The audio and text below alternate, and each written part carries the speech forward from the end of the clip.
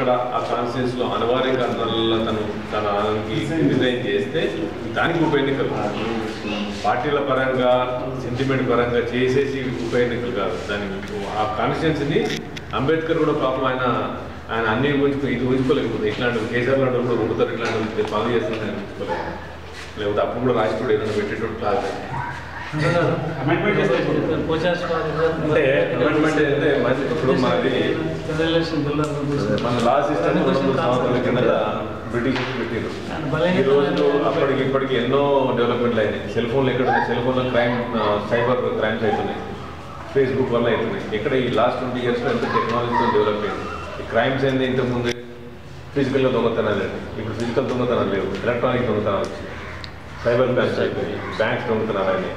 అంటే 20 years కింద ఎవరు ఊహించిండ్రు నెట్ వస్తుందని, ఎవరు ఊహించిండ్రు సెల్ ఫోన్ వస్తుందని. ఈరోజు సెల్ ఫోన్తో మీరు క్రిప్టోగ్రఫీ అంటారు, దాంతో ఒక ఫోటో పెట్టి పంపించడం చేయడము, ఒక పాస్వర్డ్ తీసుకోవడము, డబ్బులు తీసుకోవడము, ఇవన్నీ అవి దొంగతనాలు. ఇప్పుడు వచ్చి తాళం పడిపోతే ఏమున్నది ఇంట్లో?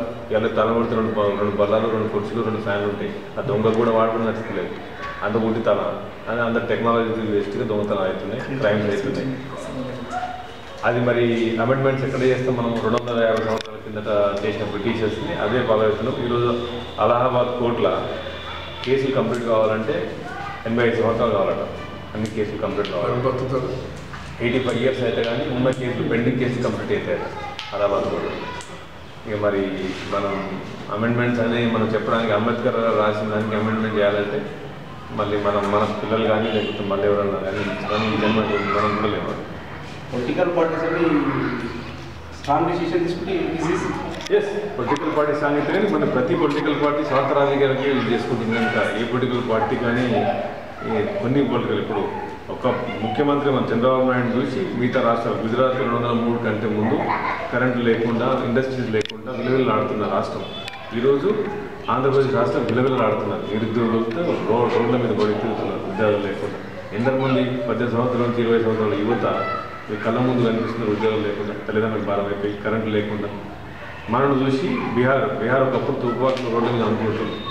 ఈరోజు ఎన్నో డెవలప్మెంట్ యాక్టివిటీస్ అవుతున్నాయి. ఇవన్నీ ఇప్పుడు 98 నుంచి మన చంద్రబాబు నాయుడు ఎప్పుడైతే తీసుకున్నాడో అప్పటి నుంచి మన యాక్టివిటీస్ స్టార్ట్ అవుతున్నాయి. మనం ఎంతో ముందుండేవాళ్ళం. ఈరోజు కరెంటు ఘోరమైన పరిస్థితి ఉన్నది. గుజరాత్ రాష్ట్రం అమ్ముకుంటుంది కరెంట్ ఎక్కువ అమ్ముకుంటుంది. మనకి ఈరోజు కరెంటు లేని పరిస్థితి. మనం 213 సంవత్సరాలు ఉన్నాం, ఇప్పుడు 2013లో ఉన్నాం, 2013లో ఉన్నాం. అంటే మనము చీకటి కాలం 1970 లాగా మాట్లాడుతున్నాం. ఈరోజు కరెంటు లేదు, సెల్ ఫోన్ ఛార్జర్లు సెల్ ఫోన్ లేదు, రైతులకు వాటర్ లేవు, తాగడానికి మంచినీళ్ళు లేవు, ఒక బోర్లు నడుస్తలేవు. రాష్ట్రం విడిపోతుంది. రాజకీయ నైతికత ఎక్కడుంది నరేష్ గారు?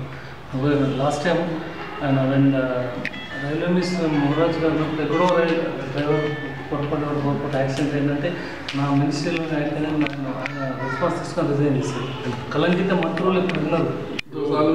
420 అనేది చిన్న ఊర్లో చిన్న పిల్లల్ని అడిగినా 420 అనేది లాయర్ అడ్వకేట్ కావాల్సిన అవసరం లేదు, ఒక చదువుకోవాల్సిన లేదు. 420 అంటే వాడు దొంగ అని తెలుసు.